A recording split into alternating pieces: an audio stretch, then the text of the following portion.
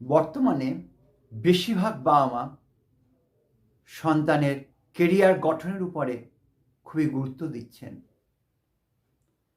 Career জীবনে দরকার, কিন্তু কেরিয়ার জীবনের ভালো থাকার জন্যে সব কিছু নয়।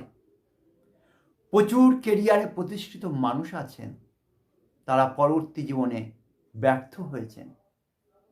তাই সন্তানের জন্যে বাবা মায়ের প্রথম কাজ তাদের মধ্যে মানবিক গুণের বিকাশ ঘটানো।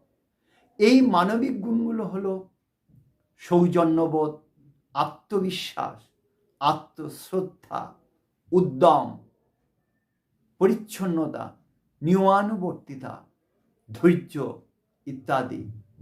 সত্যি যদি সন্তানের এই গুণগুলো বিকাশ ঘটানো যায়, তাহলে তারা কেরিয়ারে প্রতিষ্ঠা লাভ করবে এবং ভালো মানুষ হবে।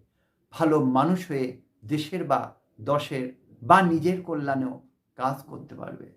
তাই বাবা মায়ের প্রথম কাজ সন্তানের ভালো মানুষ তৈরি করা।